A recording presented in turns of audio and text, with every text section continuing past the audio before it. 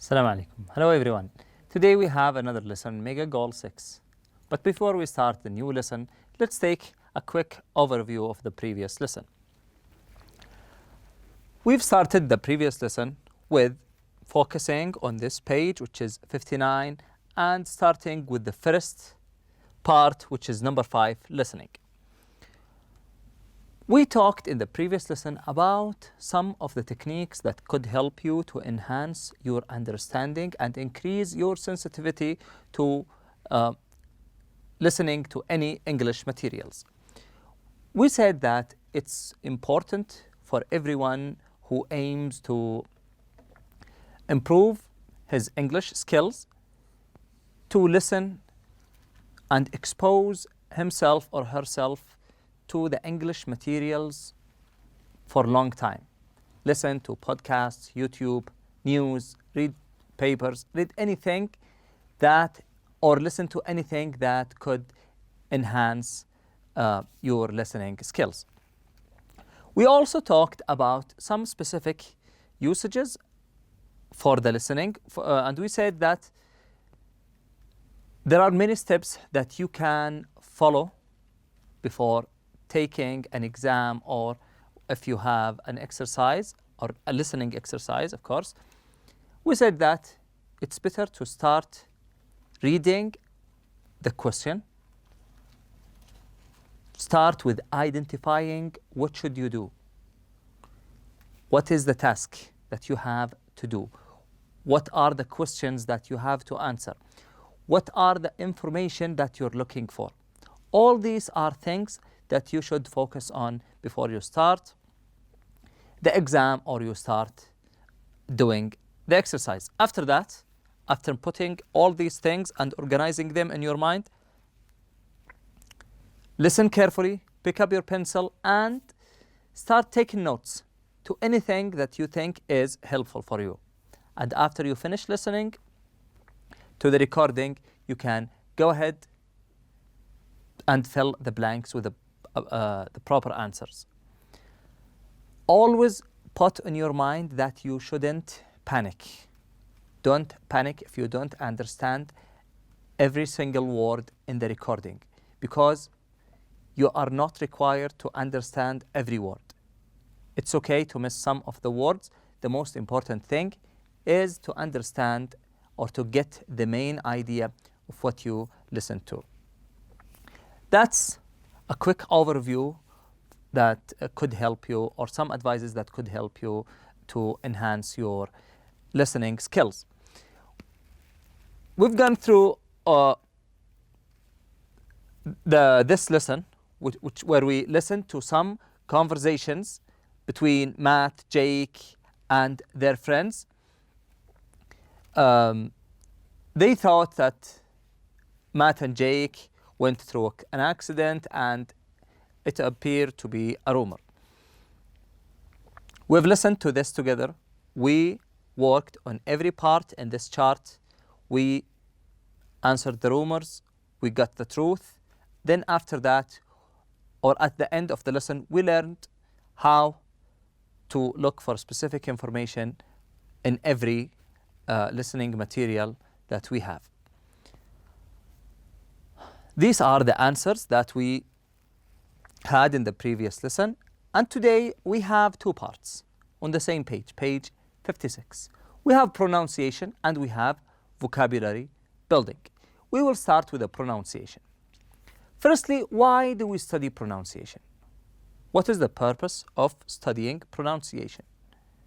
Firstly, pronunciation means the way we utter or the way we say a word. This is called pronunciation. Okay, why do we study it? Firstly, to be able to understand what we hear. If you know the techniques, or if you learn the techniques, and you listen or you hear these words where these techniques used, you will understand what you hear. This is the first goal. The second is that you will be able to put what you have learned into practice. You will learn how to use these techniques. Today we have a technique that is revolve around the questions. When we ask questions, we have different aims by asking questions. Sometimes we ask about something we don't know. And other times we ask about something, or we ask to confirm something that we already know. We don't know if it's true or not, so we look for a confirmation. We look for a confirmation. So as you can notice here, questions usually serve one of two purposes. We have two purposes for the questions. The first one is to find out information. So we're looking for new information that you don't already know. So you have no knowledge about this piece of information. This kind of question usually ends with falling intonation. Falling intonation. The second purpose is to confirm that, or to confirm that information you believe to be true is correct. You already have an information, but you are not sure if it's correct or not. So you are looking for a confirmation. This kind of question usually ends with rising intonation. So we have two types. The first one, you have no idea. This one ends with a falling intonation. Falling intonation. And if you have a knowledge, or if you have an information about something and you want to make sure if it's correct or not, this type of questions ends with a rising intonation. The meaning of rising intonation means that you raise your voice. You raise your voice while you end the sentence. Well, the falling intonation is that you start turning your voice down. Okay? The volume of your voice goes down. That is the meaning of falling intonation. Okay?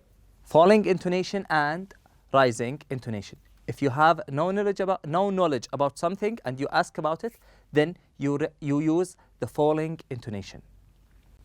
If you want to confirm an information in your mind, you use the rising intonation. Now let's go ahead and put what we have learned into practice. We will listen to these two types, and after that, we will listen and practice. So, I want you now to open your book on this page, put down everything, and I want you to listen carefully. Try to read or listen and repeat these sentences with the speaker. Try to repeat these sentences with the speaker so you can practice what you have just learned. Now we will go ahead and listen to the recording. Page 59. 6. Pronunciation. Questions usually serve one of two purposes. 1. To find out information that you don't already know. This kind of question usually ends with falling intonation. 2. To confirm that information you believe to be true is correct. This kind of question usually ends with rising intonation. Listen and practice. 1. What do you think is going to happen? 2. What's going on? 3. Isn't that a bit harsh? 4. What are you talking about? 5. Didn't all that happen? Now we have listened to 5 sentences, and in each sentence we have an arrow at the end of the sentence. In the first one, as you can notice, we have an arrow that is going down. That is going down. If you look back at this question and read it, what do you think is going to happen? You will understand that this person is asking about something that he has or she has no idea about. They have no knowledge about that thing. So we have here an arrow that's going down, which means that this question ends with a falling intonation. It ends with a falling intonation. So we have an arrow that's going down. On the other hand, if you look at number 3, isn't that a bit harsh? We have an arrow that is going up. What does that mean? It means that the question ends with a rising intonation. So we have 2 types. Falling intonation, like number 1 and 2 and 4, where the question ends with a falling intonation. And as you can notice, there are some arrows going down. Number 3 and 5 ends with rising intonation, and they have arrows that are going up. Now you can go back and listen to the way the speaker pronounce each one of these questions and repeat with them. After that, we have part 7, vocabulary building. What is the meaning of vocabulary building? In vocabulary building, we always learn new words. We have some words that are extracted from an article or an essay. But before we start talking about these words and trying to guess and understand their meanings, we will go ahead now and listen to this essay together. Why do we have to listen to this essay? Not go ahead and just answer the questions, because you should read these words within a context. If you read this word, for example, the word confidential, if you haven't read this word before, maybe you will not understand what does it mean. But if you read it within a context, that will give it, or it will make more sense for you. And maybe you can guess the meaning of the word. So now we will go ahead, listen to the essay. I want you to focus, try to guess the meaning of each one of these words. If you have any guess about the meaning of one of these words, you can take some notes near the or on the sides on the footnotes of the essay. Then after that, we will do the exercise together. Then you will make sure if your guess is correct or not. The first word here is confidential. Number 2, derogatory. Number 3, divulge. Number 4, excluding. Number 5, immune. Number 6, malicious. And number 7, superior. Now we will go ahead to the next page, page 60 and 61, and we will listen to this essay about why we gossip. Pages 60 and 61. 8. Reading. Psst. Pass it on. Why we gossip. Almost everyone has indulged in gossiping about other people at some time. Gossiping seems to be part of human nature. Gossip is spread in classrooms, in offices, at restaurants, in hallways, on the street, over the phone, and on the internet. No one is immune to gossiping or being gossiped about. But just why is it that people gossip? There are many reasons people gossip. Some people gossip because it makes them feel like they are part of a group. The people spreading the gossip feel like they are in on a secret and that they are accepted by the people listening to the gossip. By excluding the person they are gossiping about, the gossipers feel included. David Jardell has experienced this firsthand. David recalls, "When I first graduated from college, I was hired along with a few other graduates to be an assistant at a news station. It was a really competitive job, and at first it was difficult to make friends. We worked long hours and weren't paid very much. We were all really struggling. Or at least that's what I thought. But one day I overheard one of the other assistants, Rick, on the phone with his father. He asked his father if he could send more money to cover his rent. He also asked him whether he could increase the limit on the credit card he had given him. I got the feeling from the conversation that his parents were basically supporting him. I ended up gossiping about it to the other assistants. I knew I was wrong to do it, but at the time I couldn't resist. We all had a good laugh about it, and it helped us bond as a group. But there was a price to be paid for that, and Rick paid it. We used to tease him quite a bit. For example, if we were ordering a pizza, we would say, "Oh, Rick, wouldn't you prefer to have a nice meal at a restaurant and charge it to your daddy?" We meant it in good fun, but looking back, I can see how it might have seemed malicious to Rick. He ended up quitting. I always felt bad about the part I played in his.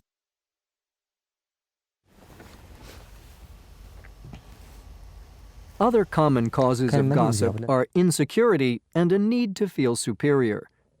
When you spread rumors about someone, it reduces that person's status in other people's eyes. Judging other people negatively can make insecure people feel better about themselves, at least temporarily. Jim Lyle recalls having been guilty of this himself.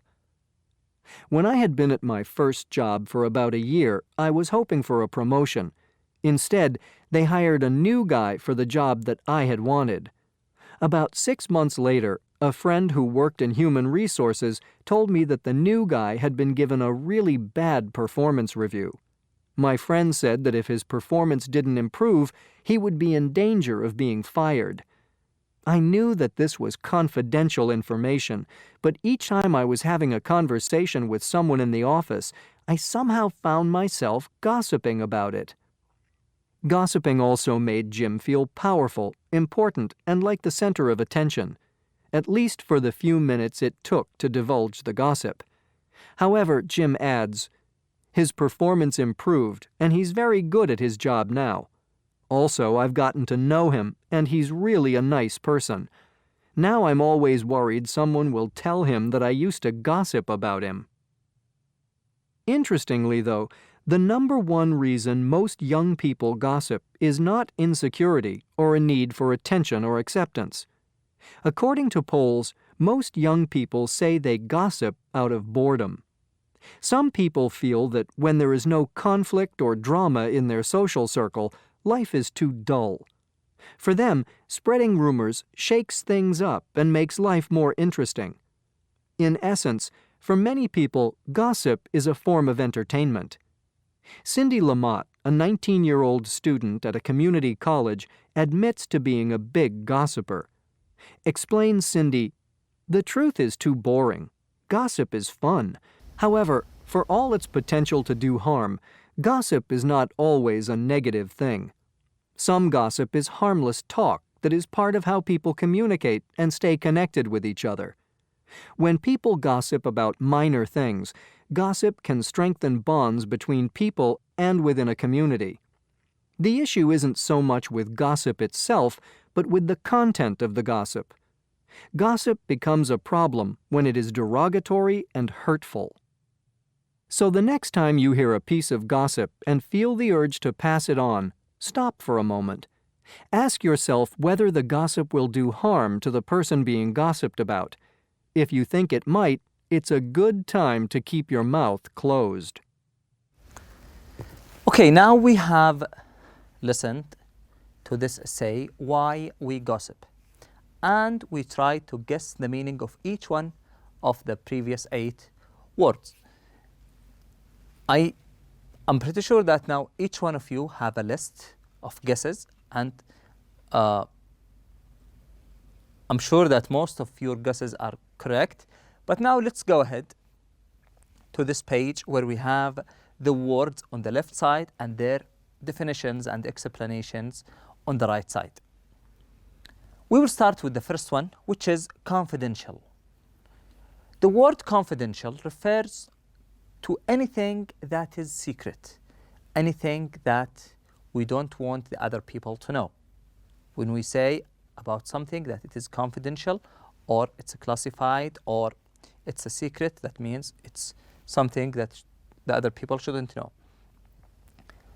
After that, we have the word derogatory. the word derogatory. Then we have the word divulge. Number 4, excluding. Number 5, immune. Number 6, malicious. And number 7, superior. The word derogatory is when we cause harm to someone, and after that, the word divulge is when we release a secret about someone, or when we release a secret about something that we should keep private or we should keep as a secret. Number 4, excluding. If you have many parts, let's say you have 5 parts and you take out 2 of them, you have excluded the 2 parts. So now you have only 3 parts because 2 of them are excluded. Number 5, immune. Immune means something invulnerable or invulnerable. That means someone is protected by something. So immune means protected, cannot be harmful, or cannot be harmed. Number 6, malicious. Malicious means or refers to the thing that causes the harms to the other things deliberately. If you, for example, you say this software is malicious, okay, that means it causes harm to the computer. Number 7, superior. It refers to anything that is the best. When we say about something it is superior, that means it is better than its peers. Now let's go ahead to the to the answers. Number 1, confidential, is C, something that is done or communicated in secret. Number 2, derogatory, showing lack of respect. Number 3, divulge, is G, tell something that was secret. Number 4, excluding, which is F, leaving out. Number 5, immune, which is B, not vulnerable to being affected by something. Number 6, malicious, is D, deliberately harmful. And the last one, superior, is A, better than others. This is the last part of our lesson today. Thank you all for attending, and I wish you enjoy the rest of the day. Assalamu alaikum.